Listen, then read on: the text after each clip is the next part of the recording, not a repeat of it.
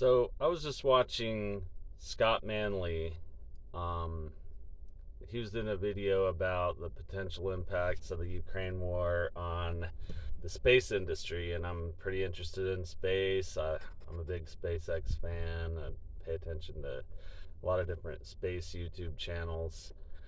And in the video, though, he talked about the war from sort of an outsider perspective. He doesn't have a political motivation, or I mean, maybe he does, but he didn't, say that in the video. He was basically making the point that war is bad and it's not going to help anybody and it's definitely going to hamper the space industry because of all the different factors. Ukraine, uh, you know, Russia has spaceports in Ukraine, and they have they sell engines to Ukraine. And anyway, he said war is never the answer. That's and I agree with that. War as an aggressive act should not be on the table as an answer to your problems, whether they be financial or just political motivation or religious or any of that. If your ideas are good enough, then they should stand on their own. But it got me thinking about that. This is the normal. This is the normal um, response from most people who don't have some sort of motivation, uh, some sort of statist motivation. Like, an individual will rarely decide that war should happen. It's usually a government that decides that war should happen. Um, but it made me think, you know, when I hear these guys, these non-political guys say war is never the answer, it I have to think about what is war. War is one group that has power and wants something from another group, whether that be compliance or resources or wealth or whatever. Um, it's one group that has power trying to force another group that has possibly has power or not. Either way, they're trying to use force to get what they want. And the free market advocates, Austrian economics always says that it basically, if something can't be done if something can't be funded by voluntary means, then that is your signal that whatever you want done isn't important. Like, I mean, if it's important to the people involved, they'll find a way to fund it, and that's the correct way to do things. Now, when you go to war, when you use force against another group or individual, you're abandoning reason, you're abandoning the common rules that govern society. Society is nothing but a group of people who have agreed not to attack each other. You're not in a society if you're in a group of people who don't reason with each other and they just attack each other for whatever they want. Thieves are, a whole continent full of thieves who just take anything they want and hurt people for that. That's not a society you're in. Society happens uh, when people reason with each other, and uh, they acquire what they need through the consensual interaction with the other people in the area. So that can be expanded to the entire world. It's a perfect uh, analog for, from the individual all the way to the entire world. Nobody can escape these rules, and everybody recognizes that on a individual basis. That, when you have a little kid and they, you know scratch their sister's face for whatever toy they want instead of asking her for it, you can you you have to tell her that that's wrong. Everybody knows that's wrong.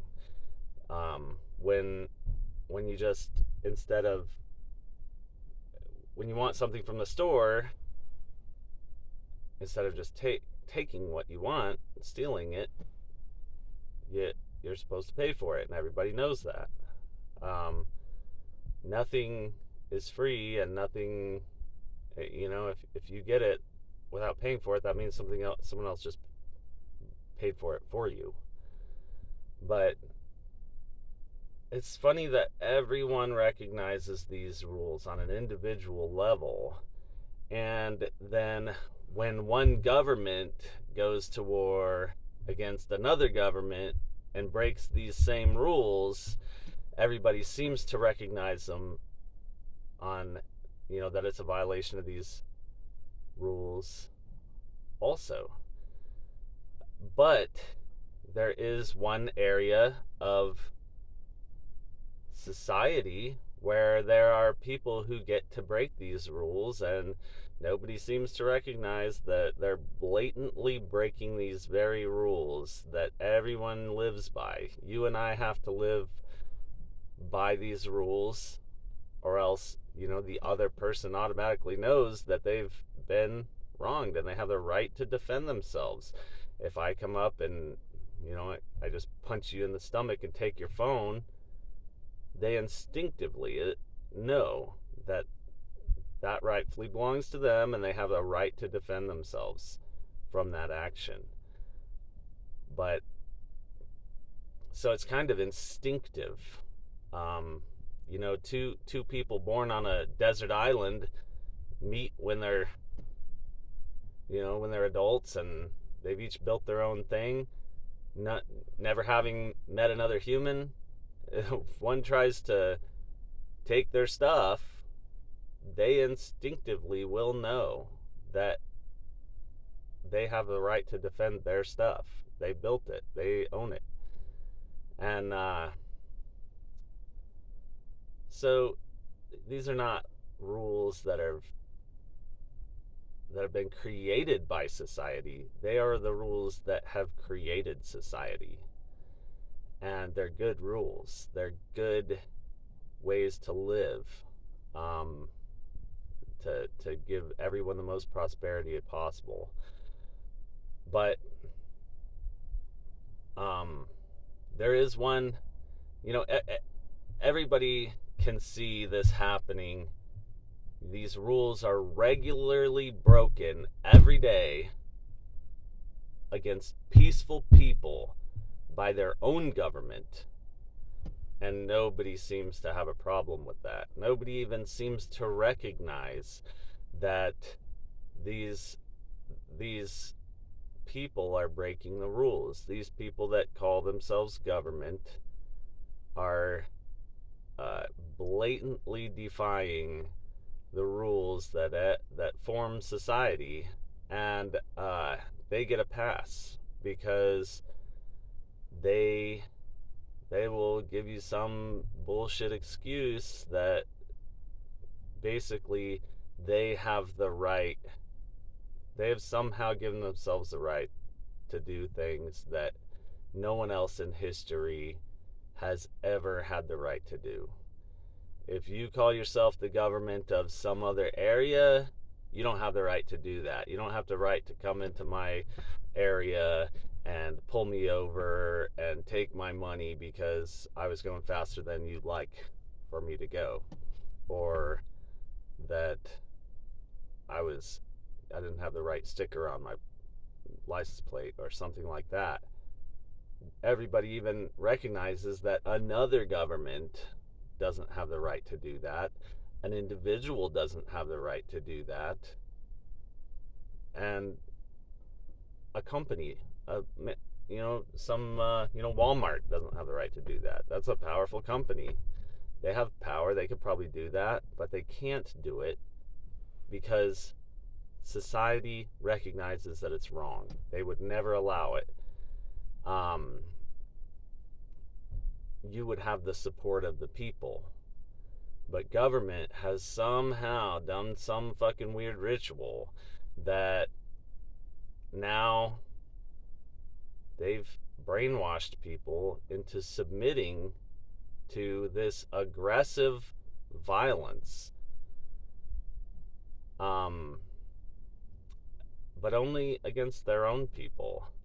And they say, "Oh, we've democratically decided that this person has the right to attack you." Okay, that's the same sort of logic that that does that apply to gang rape to you? Like 10 people have decided that this one person has to submit to something that they inherently believe violates their rights and they have the right to defend themselves against. But it's a group. The group has the power. They don't actually have the right. Even if they said they had the right, even if they all voted on it, they don't have the right to decide that you must submit to something that's harmful to you. You must accept this harm. And it's no different than a government being voted into existence, and someone else that I've never met somewhere else, some group of people decided that I have to accept this harm done to me. It's no different than war on an individual level, war on a small scale. This group has decided that they're going to take my stuff against my will, and violate me. And it makes me think, why do people believe that Ukraine should be able to defend themselves, or should have the right to defend themselves from Russia? It's no different. It's a large, powerful group forcing the smaller group or individual to submit to their rule against their will. It's wrong. It's wrong whether a country does it to another country, and it's wrong if a government does it to an individual inside that territory that they claim.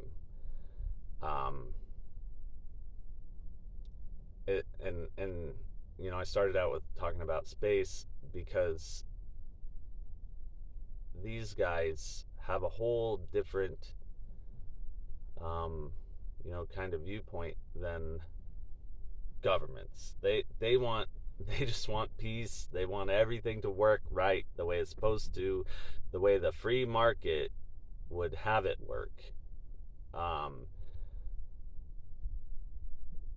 But they don't put two and two together.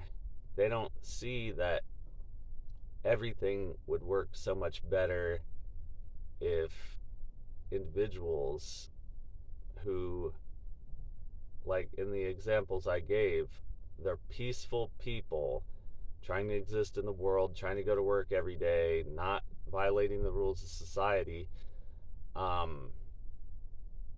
would just be allowed to live without these infringements. Now, they're not as serious as war. They're not.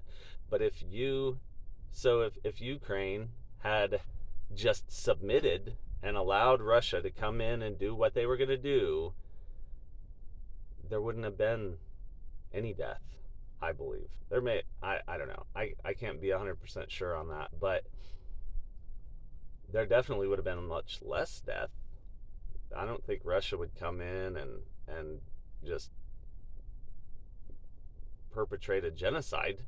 That's their people. According to Russia, Russia believes this is a legitimate part of Russia, and that they should be governing this area.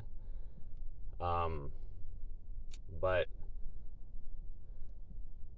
so every one of these people would have me submit to the same sort of outside force.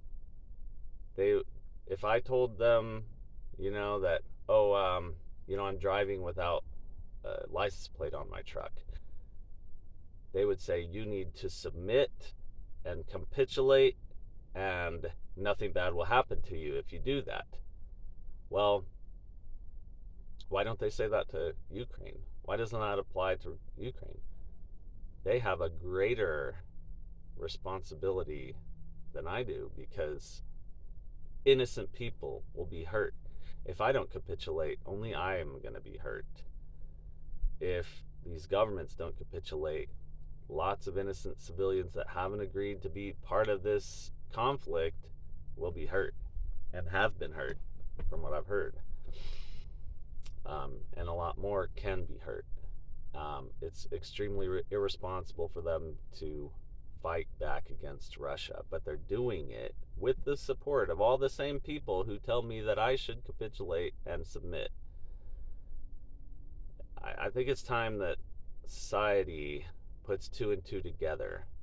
The people as a whole need to start thinking about these things as the same thing. They are the same thing. When a government attacks a smaller government to force them to comply, it's no different than when my government attacks me in traffic to force me to comply. And the fact that I do comply to preserve my life does not mean that they were right. It just means that I don't have the power to fight against them. Now, I'm going to end the video, but just say that wrong is wrong. It's always wrong. You can't make a wrong a right. You can't do some pseudo-religious ritual where you perform a popularity contest for some guy, and then all of a sudden now he should be able to violate me personally. Only I can authorize someone to interact with me in ways that are potentially harmful. Consent is the defining factor between a purchase and theft. So if I come up to your house and I steal your car, but I leave the value of that car in money, it's still theft. That I haven't gotten your consent. Whether I paid for the car or not, it doesn't matter. You have to consent to the sale. So that's theft, even if you pay for it without their consent. Consent is the difference between a sale and theft. It's the difference between sex and rape. We need to all get on board with this and actually align our moral principles in a way that's consistent. Anyway, have a good day. End of thought.